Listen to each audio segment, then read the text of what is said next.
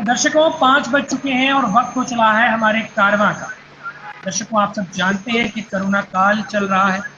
कितने अपनों को खो चुके हैं लोग। एक दुखद जो है ना, एक तरह से आप कह सकते हो, एक दुख की लहर चल रही है इंसानियत के ऊपर। इस टाइम पे सबसे ज्यादा जो आगे बढ़ चढ़ कर इंसानियत की ह्यूमैनिटी की सेवा कर रहे हैं, उन लोगों को आपके साथ रूबरू कराना बहुत ही ज्यादा जरूरी हो जाता है। तो आज हमारे साथ जो हमारे विशेष गेस्ट जुड़े हैं, उनका नाम है तेजिंदर पाल सिंह अमन।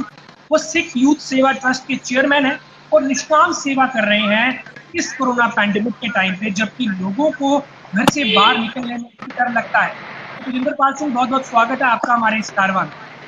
जी धन्यवाद। वाहिगुरू जी की फतेह। वाहिगुरू जी का खालसा, वाहिगुरू जी की फतेह जी। तो तेजिंदर जी, सबसे पहले तो आप ये बताएं कि इस टाइम पे जबकि लोग अपने घरों से बाहर निकलने में भी डर रहे हैं, तो आप अपनी सेवा कैरी ऑन किस तरीके से करते हैं? वॉलंटियरिंग किस तरीके से हो रही है? किस प्रक्रिया से आपकी पूरी सेवा चलती है? वाहिगुरू जी का खालसा, वाहिगुरू जी की फतेह। ये सेवा जो है सैनिटाइजेशन की हमने शुरू की थी जब पिछले टाइम लॉकडाउन हुआ था। उस समय से लेके अभी तक, हालांकि कोरोना काल में जो है हमारा थोड़ा सा कम हो गया था, बट इस बिटवीन भी हमें जो है कॉल्स आती थी लोगों के घर को डिसइंफेक्ट करने के लिए। तो मैं सबसे पहले तो अपने जितने भी वॉलंटियर्स हैं, मैं उनका शुक्रिया अदा करना चाहता हूँ तहे दिल से, कि जो पिछले साल से लेके अभी तक हमारे साथ चल रहे हैं और बेखूबी ये सेवा निभा रहे हैं। और इस बार रिसेंटली जैसे ही ये कोरोना काल की महामारी जब बढ़ने लगी, तो हमें फोन कॉल्स आने शुरू होगी कि हमें हाउस को डिसइंफेक्ट करवाना है। नहीं तो पिछले साल हमने कोरोना से शुरू किया था, हमने सिर्फ पब्लिक प्लेसेस जैसे गुरुद्वारा, मंदिर, मस्जिद, church, banks, hospitals, ATMs, police station, जहां जहां पब्लिक आवाज हम पहले वहां पे करते थे। बट इन बिटवीन फिर जैसे जैसे ये महामारी बढ़ती गई, लॉकडाउन बढ़ता गया, हमने उसके बाद में लंगर की सेवा, मेडिसिन की सेवा वो हम निभाते रहे। तो इस बार हमने फिर से सैनिटाइजेशन शुरू किया, बट हमने इस टाइम थोड़ा हटके किया है, क्योंकि इस टाइम थोड़ा सा, जहां तक मुझे लगता है, कि लोग थोड़े सतर्क हैं इस कोरोना से। तब किसी को पता नहीं था कि कोरोना क्या चीज है। अभी भी नहीं किसी को पता मेरे हिसाब से कि कोरोना क्या चीज है। लेकिन तेजिंदर पाल सिंह जी, मैं आपसे पूछूंगा बीच में, लेकिन आपने कहा कि लोगों को पता नहीं है, लेकिन जब पहली वेव आई तो लोग, मेरे को लगता है, थोड़ा डरे हुए थे, उनमें डर काफी ज्यादा था। मास्क का यूज लोग करते थे रेगुलरली, सैनिटाइज जो है अपने हाथों को करते रहते थे, सोशल डिस्टेंसिंग के जितने भी पालन सरकार ने करने को कहा था वो सब कुछ हो रहा था। लेकिन अब मेरे को लगता है जो लोगों में डर है वो कहीं ना कहीं मेरे को लगता है खत्म हो चुका है, क्योंकि लोग एक कैजुअल बिहेवियर से जो है, मैं देख रहा हूँ कि चल रहे हैं, और जैसे कि किसी को कोई फर्क ही नहीं पड़ता। लॉकडाउन का आप देख सकते हैं, लॉकडाउन में भी लोग बाहर घूम रहे हैं, तो उसके लिए आप क्या कहेंगे? देखिए भाई साहब, मैं इसके लिए प्रशासन को जिम्मेदार ठहराऊंगा, क्योंकि प्रशासन लोगों के साथ एक जुमलाबाजी कर रही है। मर्जी आ रही है लॉकडाउन कर रही है, मर्जी आ रही है नहीं कर रही है। मैं आपको बता देना चाहता हूं कि प्रशासन ने गुरु नानक अगर एरिया, नगर, छन्नी में बिल्कुल तारबंदी की हुई है लॉकडाउन से पहले। तारबंदी करना उनके लिए जरूरी था। जम्मू म्युनिसिपल कॉर्पोरेशन का यह फर्ज नहीं बनता था, अगर किसी गली में कोई पेशेंट पॉजिटिव आया उसको सैनिटाइज किया जाए। आज तक जम्मू म्युनिसिपैलिटी का कोई भी बंदा जो है वहां पे सैनिटाइज करने नहीं आया। हमने तो इंसानियत की खातिर, मानवता की खातिर अपनी सेवाएं निभानी है, पर जो फर्ज प्रशासन का था वो नहीं निभा रहे, जिससे लोग अवेयर नहीं है। हमें तो कई बार मीडिया की तरफ से ऐसा कुछ सुनना पड़ता है कि प्रशासन के लोग कहते हैं ये डेड वायरस है। अगर ऐसी चीजें जो हमारे कुर्सी पे बैठे हुए लोग बोलेंगे, जिनको लोगों ने वोटें देके जिता के बिठाया हुआ, वो चीज बोलेंगे ये डेड वायरस है, तो मुझे बताएं लोग कैसे इस पे विश्वास करेंगे? हम मास्क ना पहले तो 500 रुपए का हमारा चालान ट्रैफिक पुलिस वाला काटता है। बिल्कुल बिल्कुल हाँ बिल्कुल। जी, तो 500 का चालान काट लेते हैं वो, बट वो किसी को ये गाइड नहीं करते कि चालान, बस कोरोना का डर। देखो आज 500 रुपए गरीब, कल मैं देखिए बिल्कुल आपने सही कहा, क्योंकि लोगों में ये डर नहीं कि कोरोना है, लोगों में ट्रैफिक पुलिस का डर है कि कहीं हमारा मास्क लगाना होगा और हमें चलान हो जाए। अगर यही चीज अगर एक मेडिकल की तरफ से, मेडिकल डिपार्टमेंट की तरफ से, अगर हर एक एरिया में एक दिन में एक गाड़ी घुमा दी जाए, जैसा कि आज घुमा रहे हैं, किसके लिए घुमा रहे हैं कि भाई एक दिन मार्केट बंद है, एक दिन खुली है। मार्केट बंद करवाने की गाड़ी घूम रही है, लोगों को अवेयर करने के लिए गाड़ी मैं माफी चाहता हूं, मैं आपको बता देना चाहता हूं, जो हमारे मानने वाले बैगर्स है, जो गरीब लोग हैं, जो सड़कों पे बैठे हुए हैं, आज किसी ने उसको मास्क प्रोवाइड किया। अब देखिए, अगर हम लोग मास्क पहन रहे हैं, क्या उनको जरूरत नहीं है? सड़कों पे बैठे हैं, जो सड़कों पे सोए मास्क, 500 का चालान काटते हो आप, गवर्नमेंट को चाहिए कि वो गरीब को अवेयर करें, क्योंकि वो लोग हर जगह के पास आएंगे, मेरी गाड़ी के पास आएंगे, दूसरी गाड़ी के पास आएंगे, बाइक वाले के पास आएंगे, क्या उनको कोरोना नहीं है? ये चीजें थोड़ा सा नहीं चाहिए। लॉकडाउन ठीक है, लॉकडाउन जरूरी है, लोगों को अवेयर करना उससे ज्यादा जरूरी है, जहां तक हमारा मानना है। बिल्कुल तजिंदर जी और बलवंत, जिस तरह से इन्होंने बताया, आपने भी ये प्रश्न उठाया कि अवेयरनेस की कमी से या प्रशासनिक थोड़ी सी लापरवाही के चलते जो है थोड़ा सा जिसको हम कोरोना को कर्ब नहीं कर पा रहे हैं। लेकिन मैं आपसे ये भी जानना चाहूंगा, हर्ष मैं रोकूंगा आपको बीच में। प्रशासन का मैं मानता हूं उनकी गलती है, लेकिन जनता जो है उनका भी जो है एक फर्ज बनता है ना, जनता का एक फर्ज बनता है कि भाई वो थोड़ा सीरियसली एक्ट करें, इसको इग्नोर ना करें और मास्क जो है वो प्रॉपर पहने। प्रशासन का तजिंदर जी ने कहा कि उनका जो है वो भी एक मेन एक्ट कर रहा है, क्योंकि जितने भी बैगर्स है, क्योंकि कोरोना ये देख के नहीं आएगा कि जेंडर देख के आएगा या फिर रिलीजन देख के आएगा। कोरोना जब आएगा वो सीधा शिकार करेगा, वो ये नहीं देखेगा कि वो इंसान कौन है। तो प्रशासन अगर हमें हमारे शो की वो इससे ऑडियंस से देख रहा है, तो मेरे को लगता है उन्हें इस पे जल्दी से जल्दी एक एक्शन जो है वो लेना चाहिए।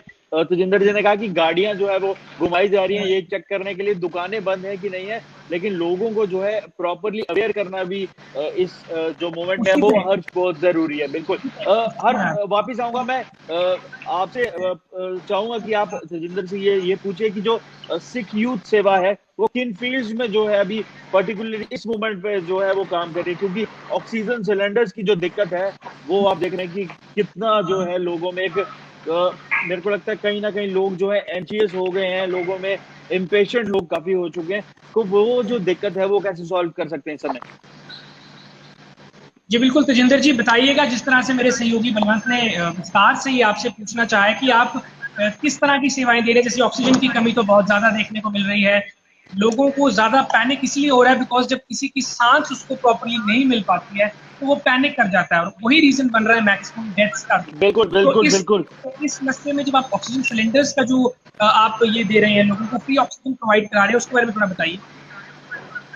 जी, मैं सबसे पहले मैं बताऊं ऑक्सीजन को लेके, जैसे ये कोरोना की महामारी फिर इसका आगाज हुआ तो लोगों के बीच में खौफ और डर पैदा हो गया, और उससे हुआ जैसे कि दिल्ली में आपने देखा कि गुरुद्वारा की तरफ से एक ऑक्सीजन का लगाया गया, वैसे ही जम्मू कश्मीर में भी से और भी जितनी भी गैस एजेंसी है उन्होंने फ्री सेवा करी। पर कुछ लोग जो मेरे से लोग हैं को पता नहीं है कि उन्होंने ऑक्सीजन सिलेंडर जो है ले घर पे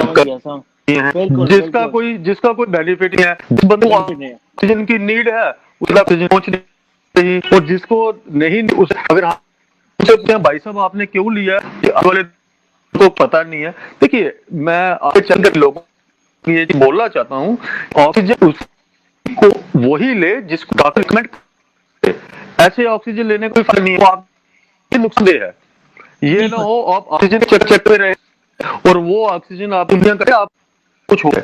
सो ऑक्सीजन जो डॉक्टर ऐसे जिस अगर डॉक्टर आपको रिकमेंड करते हैं आपके साथ लीजिए, ऐसे बेफजूल आप ऑक्सीजन किसी दूसरे की जान को रख दीजिए ताकि वो यूज सके। हमारे जितनी ज्यादा हुई है, जितनी भी एनजीओ है, मुझे लगता है आज हर कोई एनजीओ गुरु नानक लंगर मिशन एनजीओ और भी जितनी सी एनजीओ यहाँ पे कर रही है, वो सब इस चीज के ऊपर ध्यान दे रहे हैं। जहां लिंक बन रहा है अमृतसर, जहां से उनको अवेलेबल हो रही ऑक्सीजन वो जम्मू में प्रोवाइड, हालांकि मुझे लगता है जम्मू में अभी ऑक्सीजन की इतनी ज्यादा कमी नहीं है, पर बिल्कुल ऐसा अगर ऐसा ही कहा कि हम लोग घर पे सिलेंडर जो उनको डंप कर देंगे तो फिर आने वाले दिनों ये दिनों को हो सकती है।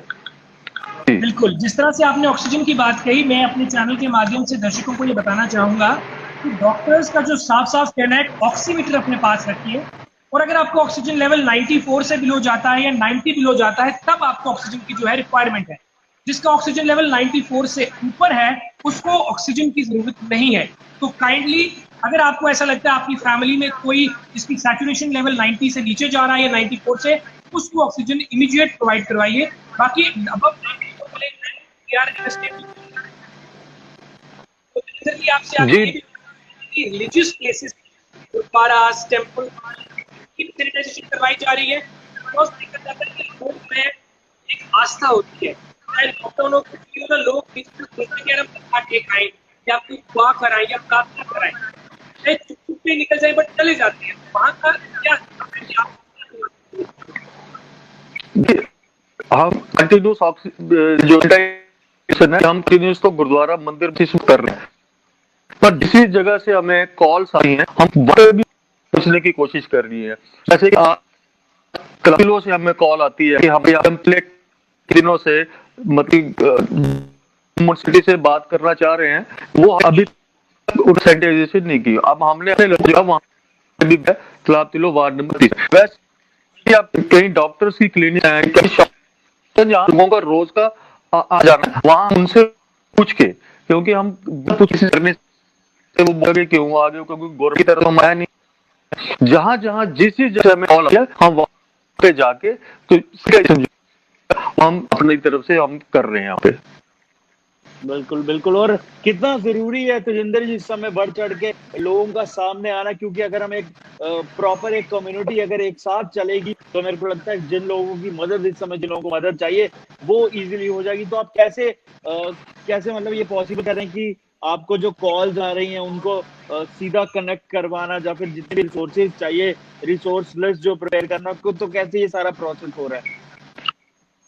ये मैं सबसे पहले तो गवर्नमेंट आगे अपील करना चाहूंगा कि जितनी भी काम कर रही है, जो आपको लग रहा है वो अच्छे तरीके से काम निभा रहा है, तो उनको कुछ कुछ वगैरह कर दिया जाए, क्योंकि आने जाने वाले बहुत ज्यादा प्रॉब्लम होती है जिसकी वजह से हमें दिक्कत आ रही है, एक नंबर। और दूसरा नंबर में अभी चलने का ये रिक्वेस्ट कर देना चाहता हूँ कि जिसके अब कॉल करने के बाद लेट पहुंचे तो कृपया वो नाराज ना हो, कई बंदे नाराज हो जाते हैं कि आए नहीं, क्योंकि हमारे बहुत ज्यादा कॉल्स आ रही हैं जिस वजह से हम लेट हो रहे हैं। कई बार 1 से 2 दिन जाता पर हम जाएंगे जरूर, वहां सैनिटाइजर जरूर पहुंचेंगे, पर उसके ऊपर नाराजगी ना हो। पर मेन हमारा मकसद वो है पासिस का। मैं बिल्कुल बिल्कुल चुका मैं एक गवर्नमेंट कर जाते हैं कि जो एनजीओ सिस्टम अपना काम करें, चाहे वो लंगर सेवा हो, ऑक्सीजन हो, सैनिटाइजेशन हो, आप उनको अच्छी तरह ऐसे ही वेरीफाई करके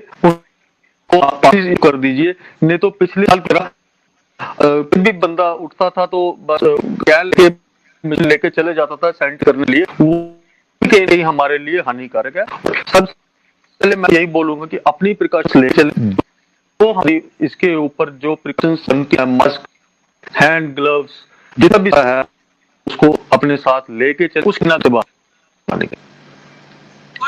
जिंदर आपसे ये भी जानना चाहेंगे कि जैसे कल पहले 1 मई है और वैक्सीनेशन जो है कल से शुरू हो जाएगी, तो आप जैसे कहना चाहेंगे कि वैक्सीनेशन लोग बता रहे हैं वैक्सीनेशन अगर आई है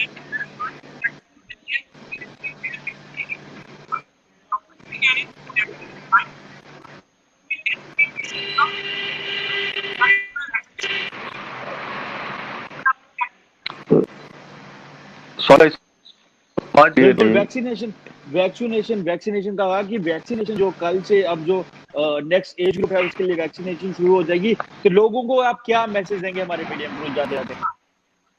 देखिए, वैक्सीनेशन बहुत ही है कि 2 दिन पहले भी मैंने ये बोली, मैं आपको दावे से बोल सकता हूँ 70% जो 40 हैं वो वैक्सीन उन्होंने नहीं लगाई, वो नहीं लगाए के लिए कि हमें छोड़ेगा। मैं ये जरूर अपील करना चाहूंगा, अगर गवर्नमेंट की तरफ कोई चीज निकली है वो हमारे लिए इसको जरूर लगवाएं। और गवर्नमेंट को एक काम करना पड़ेगा, तो इसको घर बैठे और ताकि जो कोविड के वैक्सीन के सेंटर है वहाँ पे हम देखते हैं बड़ी लंबी लेने लगे हैं।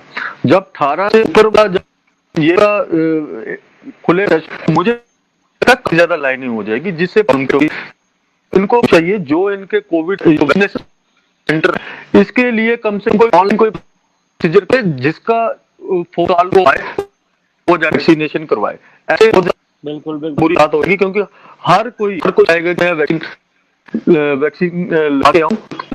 क्योंकि मैंने आपको पहले भी बताया कि लोगों को पता नहीं कि कोरोना क्या, लोगों के टाइम तो लगता है किसी को भी नहीं पता ये किस चीज हो रही है।